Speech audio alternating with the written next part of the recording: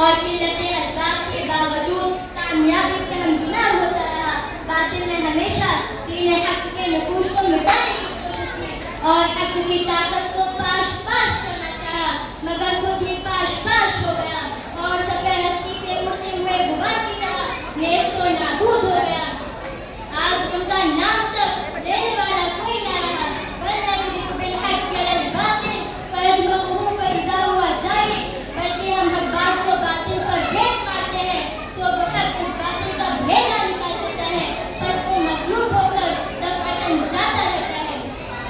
دوستو، نوح علیہ السلام 950 برس تک اپنی قوم کو سمجھاتے رہے. تبلیغ و تفہیم اور بحث و مناظرہ کا سلسلہ چلتا رہا. حق و باطل کے اسی کشمکش میں صدیاں گزر گئی، مگر قوم تھی کہ دین حق کے خلاف اپنے اصرار اور ضد پر اڑی رہی. صبر کا پیمانہ لبریز ہو گیا، ساری حجتیں تمام ہو گئی اور حکم خداوندی آدم کا بادلوں کو حکم کے برس پڑے، زمین کو حکم کے اپل پڑے، فرشتوں کو حکم کے تعدیب و سزا کے متعلق اپنے فرائض منصبی میں لگ جائے.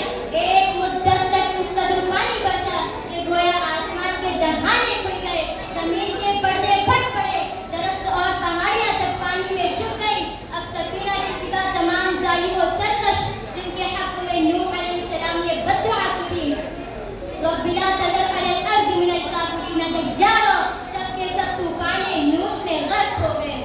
آج کہاں دھرتی آج کی وہ قومیں جو دنیاوی زندگی پر مغرور ہو کر تکبر و تجبر کی نمائش کے لیے پہاڑوں کو تلاش کر بڑے شوق سے اونچے اونچے مینارے مضبوط و مستحکم پرتکلف اور منقش و مزین عمارتیں بناتے تھے، جنہیں اپنی کاریگری اور قوت بازو پر بڑا ناز تھا.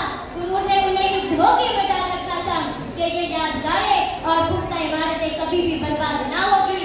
مگر آج جب خدائی احکام اور دین حق کے خلاف اتر آئے تو خدا کا عذاب مسلط ہوا اور کچھ کام نہ آیا. سب کے سب کھنڈر اور ویرانے میں تبدیل ہو گئے. آگے بڑھیے. مشرکین مکہ نے جب رسول پاک علیہ السلام کی دعوت سنی تو آگ بگولا ہو گئے. نبی امت کے خلاف سازشیں رچی جانے لگی. دین حق کو مٹانے کی خاطر اپنی جان و مال کو تج دیا، مگر حق غالب ہوتا رہا. اسلام ترقی کرتا گیا اور جب یہ مجرمین اپنے جرم میں پکے ہو گئے تو پھر عذاب الہی کا سلسلہ شروع ہو گیا. کبھی غزوہ بدر کے ذریعے ان کی کمر توڑی گئی، کبھی غزوہ احد کے ذریعے ان کو پاش پاش کیا گیا اور کبھی غزوہ خیبر و حنین کے ذریعے حق کے خلاف لڑنے کا مزہ چکھایا گیا. حتیٰ کہ وہ دن بھی آ ہی گیا کہ اسلام چپے چپے میں پھیل گیا. نور خدا ہے کفر کی حرکت کے بندن، بھوکوں سے یہ چراغ بجھایا نہ جائے گا. لیکن دوستو، آج پھر امت مسلمہ ایک نازک موڑ سے گزر رہی ہے. پوری دنیا انہیں ترچھی نگاہوں سے دیکھ رہی ہے. سارا عالم اسلام دشمنی پر متحد ہو گیا ہے. آج مسجد و مندر کا جھگڑا پیدا کر کے تم کو ترقیاں دینے والے یہ ملت فروش تم کو مشقت میں ڈالنا چاہتے ہیں. لیکن کیا یہ ممکن ہے کہ ان کی یہ سیاسی جنگ مسلمانوں کا کچھ بگاڑ لے؟ نہیں، ہرگز نہیں. مگر ہم نے اپنی ملی تشخص کو کھویا، یہ بھیڑیے جوان ہو گئے.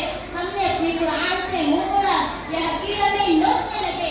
ہم نے اپنے رب حقیقی کو چھوڑ کر غیروں کا خوف دل میں بٹھا لیا.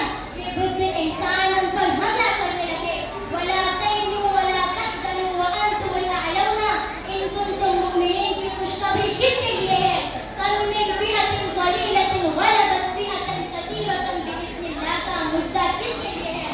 غزوہ بدر کا تاریخی کردار کس نے ادا کیا؟ چھوڑو بھتری، بڑھاؤ